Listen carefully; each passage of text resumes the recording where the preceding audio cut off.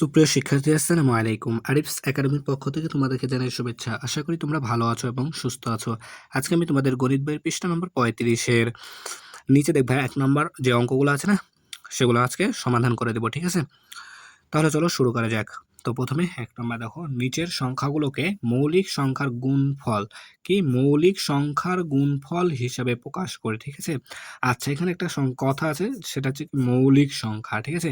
তাহলে দেখো, আমাদের কিন্তু 1 থেকে 100 র মধ্যে 25টি মৌলিক সংখ্যা আছে। এগুলো কিন্তু আমরা ক্লাস 4 এ শিখে এসেছিলাম। ঠিক আছে? 1 থেকে 100 র মধ্যে 25টা আমাদের মৌলিক সংখ্যা আছে।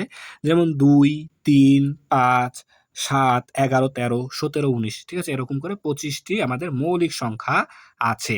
ঠিক আছে? সেই মৌলিক সংখ্যার গুণফল হিসাবে প্রকাশ করতে হবে নিচের এই সংখ্যাগুলোকে। ঠিক আছে? তাহলে দেখো, অর্থাৎ আমাদেরকে ভাঙতে হবে। ঠিক আছে? এই সংখ্যাগুলোকে ভাঙতে হবে মৌলিক সংখ্যার গুণফল হিসাবে। দেখো তাহলে আমরা কিভাবে ভাঙতে পারি? 1 নম্বরে যেহেতু দেওয়া আছে আমাদের, দেখো 18। ঠিক আছে? তাহলে দেখো 1 নম্বর 18। তাহলে দেখো 18 কে আমরা লিখতে পারি 2 গুণ 9। তাহলে এখানে 2 কিন্তু আমাদের মৌলিক সংখ্যা। ঠিক আছে? 2 কিন্তু আমাদের মৌলিক সংখ্যা। ঠিক আছে? আর এটা যৌগিক সংখ্যা। এটাকে কিন্তু আমরা 9 যৌগিক সংখ্যা। এটাকে আবার আমরা ভাঙতে পারি। তাই না? তাহলে দেখো 2 গুণ 3 কে আমরা 9 কে আমরা ভাঙবো 3 তিরিকে 9, অর্থাৎ 3 গুণ 3। 3 কে 3 দ্বারা গুণ করলে কিন্তু 9 হয়। তাহলে দেখো 3 ও কিন্তু আমাদের মৌলিক সংখ্যা হয়ে গেল। দেখো সবগুলোই তাহলে মৌলিক সংখ্যা হয়ে গেল। 2, 3, 3 এগুলো কিন্তু আমাদের সব মৌলিক সংখ্যা হয়ে গেল। তাহলে যদি আমরা এটা গুণ করি, দেখো 3 দুগুণ 6, 3 6 18 মিলল। দেখো এই 18 আমরা পেয়ে গেলাম কিন্তু। তো এইভাবে আমাদেরকে ভাঙতে হবে। তারপরে 2 নম্বরে আছে দেখো 27। তো 27 কে আমরা লিখতে পারি 3 নং 27। ঠিক আছে না? 3 গুণ 9, 3 নং 27 হয় কিন্তু। তাহলে 3 এখানে মৌলিক সংখ্যা। এখানে 9 হচ্ছে যৌগিক সংখ্যা। আমাদের যৌগিক সংখ্যা থাকা যাবে? যাবে না। আমাদেরকে সবগুলোকে মৌলিক সংখ্যায় কনভার্ট করতে হবে, তাই না? তাহলে 9 কে আমাদেরকে আবার ভাঙতে হবে, তাই না? তাহলে দেখো 3 এটা থেকে গেল, গুণ 9 কে আমরা 3 তিরিকে 9, 3 গুণ 3 করলে 9 আমাদের ভেঙে যাবে, তাই না? দেখো 3 তিরিকে 9 হয় কিন্তু।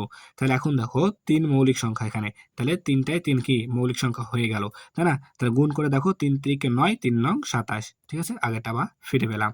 এভাবে আমাদেরকে সবগুলো ভাঙতে হবে। ঠিক আছে? ঠিক তেমনি ভাবে 3 নাম্বারটা আমরা করব। দেখো 32। তাহলে 32 দেখো এখানে আমাদের 32 কিন্তু আমাদের 16 দুগুণ 32 হয়। ঠিক আছে? 16 দুগুণ 32 হয়। 16 দুগুণ 32। তাহলে এখানে 2 আমাদের মৌলিক সংখ্যা। 16 কি মৌলিক সংখ্যা? না, যৌগিক সংখ্যা। তাহলে এটাকেও ভেঙে মৌলিক সংখ্যা করতে হবে। তাহলে 2 গুণ এটা থেকে যাবে। তাহলে 16 কে আমরা কিভাবে ভাঙতে পারি? 8 দুগুণ 16। ঠিক আছে না? তাহলে 2 গুণ 8, 8 দুগুণ 16। ঠিক আছে? তাহলে এখানে 2, এই 2 মৌলিক সংখ্যা, কিন্তু 8 কি আমাদের যৌগিক সংখ্যা। তাহলে 2 কে 8 কে আবার ভাঙতে হবে, তাই না? তাহলে 2 গুণন 2, তারপর 8 আমরা লিখতে পারি 4 দুগুণ 8, তাই না? 4 দুগুণ 8, 4 দুগুণ 8। তাহলে দেখো আবার 2, 4। তাহলে 4 দুগুণ 8 কিন্তু আসে। তাহলে এখানে দেখো এখন 3টা 2 হয়ে গেল, যা কিনা মৌলিক সংখ্যা। কিন্তু 4 কিন্তু আমাদের যৌগিক সংখ্যা। তাহলে 4 কে আবার ভাঙতে হবে, তাই না? তাহলে এতদূর পর্যন্ত ঠিক থাকবে। তাহলে 2 গুণন 2 গুণন 2। এখন এই 4 কে আবার ভাঙতে হবে। তাহলে 4 কে আমরা কি করে ভাঙতে পারি? 2 দুগুণ 4, 2 দুগুণ 4, অর্থাৎ 2 গুণ 2, তাই না? তাহলে এই 2 দুগুণ 4 কিন্তু হয়ে যায়। তাহলে দেখো এখন সবগুলোই 2, তার মানে 2 আমাদের একটা মৌলিক সংখ্যা। তাহলে এখন এগুলো মৌলিক সংখ্যা হয়ে গেল সবগুলো। তাহলে দেখো এটা যদি গুণ করো তোমরা, 2 দুগুণ 4, 4 দুগুণ 8, 8 দুগুণ 16, 16 দুগুণ 32। ঠিক আছে? দেখলা মিলে গেল। তাহলে খুব সহজে কিন্তু ভাঙতে পারছি আমরা, তাই না? এরপর দেখো 4 নাম্বারটা। তাহলে 4 নাম্বার আছে আমাদের 56, তাই না? তাহলে 4 নাম্বার, 4 নাম্বার আছে আমাদের 56। তাহলে 56 কে লিখতে পারি আমরা 28 দুগুণ 56। ঠিক আছে? 28 দুগুণ 56। তাহলে 2 গুণ 28, 28 দুগুণ 56। তাহলে 2 কিন্তু এখানে আমাদের মৌলিক সংখ্যা, কিন্তু 28 কিন্তু আমাদের মৌলিক সংখ্যা না, যৌগিক সংখ্যা। তাহলে এটাকে আবার ভাঙতে হবে, তাই না? তাহলে 2 গুণন, তাহলে 28 কে আমরা যদি ভাঙি তাহলে 14 দুগুণ 28 হয়। ঠিক আছে? 2 গুণন 14, এই 14 দুগুণ 28। ঠিক আছে? তাহলে এখন দেখো 2টা মৌলিক সংখ্যা পেলাম, এটা এখন যৌগিক সংখ্যা। তাহলে এটাকে আবার ভাঙতে হবে, তাই না? তাহলে 2 গুণন 2, এটা সেম ঠিক থেকে যাবে। তাহলে 14 কে যদি আমরা ভাঙি তাহলে 7 দুগুণ 14, 7 দুগুণ 14, অর্থাৎ 2 গুণ 7। ঠিক আছে? 2 গুণ 7। তাহলে দেখো আমাদের 7 কিন্তু মৌলিক সংখ্যা। ঠিক আছে? তাহলে দেখো আমাদের কিন্তু হয়ে গেল এটা সমাধান করা। তাহলে কি আসলো? 2 এখানে মৌলিক সংখ্যা, ২ও মৌলিক সংখ্যা, ২ মৌলিক সংখ্যা, আর ৭ কি আমাদের মৌলিক সংখ্যা। ঠিক আছে? তাহলে সবগুলোই কি আমাদের মৌলিক সংখ্যা হয়ে গেল। তার মানে আমাদের সমাধান করা হয়ে গেল, তাই না?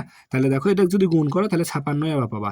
দেখো ২ দুগুণ ৪, ৪ দুগুণ ৮, ৮ ২৭ ৫৬। ঠিক আছে? তাহলে দেখো আমরা কিন্তু মিলে গেছে ৫৬। ঠিক আছে? তাহলে এভাবে আমাদেরকে কিন্তু করতে হবে। ঠিক আছে?